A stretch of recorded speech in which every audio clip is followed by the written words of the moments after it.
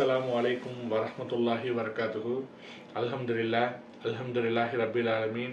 அஸ்ஸலாத்து வஸ்ஸலாமு அலா ரசூலுல்லாஹ். இன்று நாம் பார்க்க இருக்கும் அல்லாஹ்வின் திருநாமம் அல் ஜப்பார். அல் ஜப்பார் என்ற வார்த்தை அல் குர்ஆனில் அல் ஹஸ்ர் 59வது அத்தியாயம் 23வது வசனத்தில் அல்லாஹ் குறிப்பிடுகின்றான். ஹுவல்லாஹுல்லதி லா இலாஹ இல்லல்லாஹ் அல் மலிகுல் குத்தூசுல் சலாமுல் முஹ்மினுல் முஹைமினுல் அசீசுல் ஜப்பாருல் முத்தகப்பீர் சுபஹானல்லாஹி அம்மா யுஷ்ரிகூன். அவன்தான் அல்லாஹ், அவனை தவிர வணக்கத்துக்குரியவன் வேறு எவரும் இல்லை. அவன்தான் அரசன், மிகவும் தூய்மையானவன், முழுக்க முழுக்க சாந்தியுடையவன், அமைதி அளிப்பவன், பாதுகாவலன், அனைவரையும் மிகைத்தவன், தனது கட்டளையை வலிமையுடன் செயல்படுத்தக்கூடியவன், பெருமைக்குரியவன், தூய்மையானவன் அல்லாஹ் ஒருவனே என்று அல்லாஹ் குறிப்பிடுகின்றான்.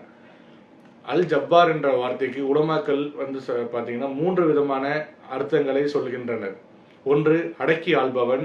இரண்டாவது, இரக்கம் மற்றும் கருணை உள்ளம் கொண்டவன். மூன்றாவது, எல்லாவற்றிற்கும் உயர்ந்தவன் என்று 3 விதமான அர்த்தங்களை குறிப்பிடுகின்றனர்.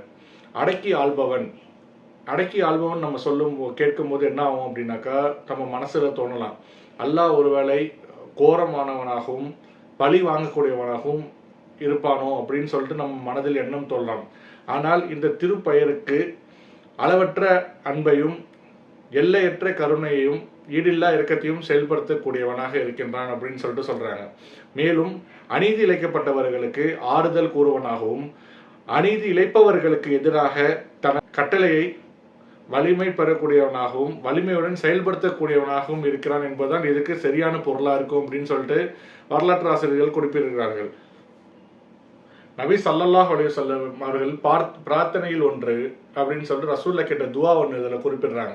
அவங்க எப்படி துவா கேட்டிருக்காங்கன்னா, யா ஜாபிரே குல்லி கசீர் அப்படின்னு சொல்லிட்டு கேட்டிருக்காங்க. அதன் பொருள் என்னன்னு பார்த்தீங்கன்னா, உடைந்த நெஞ்சத்தின் விசும்பல்களை கேட்கும் ஜப்பாரே அப்படின்னு சொல்லிட்டு குறிப்பிடுறாங்க. எப்படின்னாக்கா, நம்ம மனசுல உள்ள எல்லா வருத்தத்தையும் அறிந்தவன் நல்லா ஒருவன் தான். நம்ம சொல்லுறோம் நம்ம நல்லா இருக்கோம் அப்படின்னு சொல்லும் போதும் நம்ம மற்றவங்கள்ட்ட எல்லாமே சொல்லி, ஆனால் நமக்குள்ள என்ன கஷ்டம் இருந்தாலும் அதை அறியக்கூடியவன் நல்லாவா இருக்கான். உடைந்த நெஞ்சின் சொந்தக்காரர்கள் யார் என்று பார்த்தால் ஒவ்வொருவரும் பலவீனமானவர்கள் தான். அதற்கு அல்லாஹ் ரசூலுல்லாஹ் கூறுறாங்க, பலவீனமானவர்களுக்கும் பயந்தவர்களுக்கும் அல்லாஹ்வின் பாதுகாப்பில் இருக்கின்றார்கள் என்று ரசூலுல்லாஹ் கூறுறாங்க. இந்த ஹதீஸ் பார்த்தீங்கன்னா அஹ்மதுல பதிவுப்பட்ட ஹதீஸா இருக்கு. உதாரணமாக, நம்ம உடம்புல இப்போ கீழே விழுந்து கை அடிபட்டுருது, எலும்பு முறிவு ஏற்பட்டுச்சுன்னா நம்ம என்ன பண்ணுவோம், மருத்துவர்கிட்ட போய் சந்திப்பு கேட்போம். அவங்க அதை சரி செய்வாங்களா இருப்பாங்க. இதுவே நம்ம உள்ளத்தில் ஏற்பட்டிருக்கின்ற காயத்திற்கு மருந்து போடுவர்கள் யார் அப்படின்னு சொல்லு, உள்ளம் உடைந்தால் அதற்கு பொறுப்பேற்றவர்கள் யார் என்று கேட்கும்போது அல் ஜப்பார் என்றும் அல்லாஹ்வுடைய வார்த்தையை நம்ம கேட்கும் போதும் அல்லாஹ்விடத்தில் நம்ம கையேந்தி பிரார்த்தனை செய்யும் போதும் அவன் அதை நம்ம சரி செய்யக்கூடியவனாக இருக்கின்றான். இந்த திருப்பெயரை அவனை அழைக்கும் பொழுது அநீதி செய்யப்பட்டவர்களுக்கு எதிராக தமது கட்டளையை வலிமையுடன் செயல்படுத்தக்கூடியவனாக இருக்கின்றான் அப்படின்னு சொல்லிட்டு குறிப்பிடுறாங்க. உதாரணமாக, மூசா அலைஹிஸ்ஸலாம் அவர்களின் தாயாருடைய வரலாறு பார்க்கலாம்.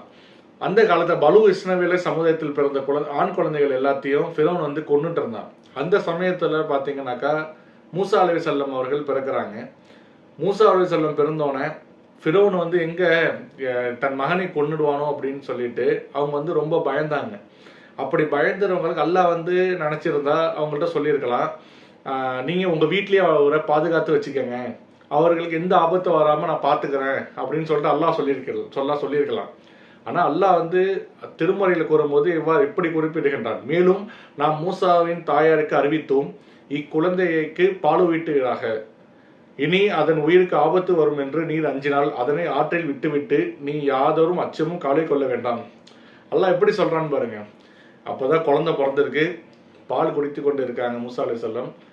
அப்ப என்ன சொல்றான், நீங்க அதை தண்ணீர்ல விட்டுருங்க, மூசா அலைஹிஸ்ஸலாத்தை நீங்க தண்ணியில விட்டுருங்க, அவங்க தண்ணியில விட்டுட்டு நீங்க எதை பத்தியும் கவலைப்படாதீங்க, அதுக்கு நான் பாத்துக்கிறேன் அப்படின்னு சொல்றான்.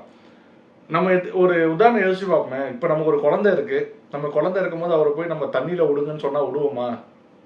அந்த பிள்ளை பிறந்த தாய்க்கு அல்லாஹ் தஆலா இன்னொரு வசனத்துல சொல்றான், அங்கே மூசாவின் தாயார் உள்ளம் ஏங்கி தவித்துக் கொண்டிருந்தனர். நம்பிக்கை கொள்வோரின் எவரும் ஒருவனாக வேண்டும் என்பதற்கு நாம் அவருடைய உள்ளத்தை உறுதிப்படுத்தவில்லை என்றால் நிச்சயம் குழந்தை ரகசியத்தை அவர் வெளிப்படுத்தியிருப்பார். அல்லாஹ் வந்து என்ன சொல்றான் அப்படின்னாக்கா, இந்த வசனத்துல சொல்லும் போது, நான் உங்களுக்கு வந்து மனசை வந்து உள்ளத்தை வந்து நான் திடப்படுத்தி கொடுத்தேன். ஒருவேளை நான் அவங்க மனசை திடப்படுத்தி கொடுக்கல அப்படின்னாக்கா, அவங்க கண்டிப்பா இந்த விஷயத்த வந்து வெளியில எல்லாத்தையும் இந்த ரகசியத்தை வெளிப்படுத்தியிருப்பாங்க அப்படின்னு சொல்றான். அப்பதான் அதுக்கு வரலாற்று சொல்லணும்னு சொல்றாங்க, அவங்கள அந்த தாயோட உள்ளத்தை உறுதிப்படுத்தியது யார் அப்படின்னு கேட்கிறாங்க. அது ஜப்பார் அல்லவா, அல்லாஹ் தானே அவங்க அந்த உள்ளத்தை வந்து உறுதிப்படுத்தினா. அடுத்த வசனத்துல குறிப்பிடும் போது சொல்றாங்க, இவ்வாறு நாம் மூசாவை அவருக்கு தாயாரிடம் திரும்பி கொண்டு வந்தோம். அவர் கண் குளிர்ந்து கவலை மறந்திருப்பவராகவும் அல்லாவின் வாக்குறுதி உண்மை என்று அறிந்து கொள்வதற்காகவும் தான்.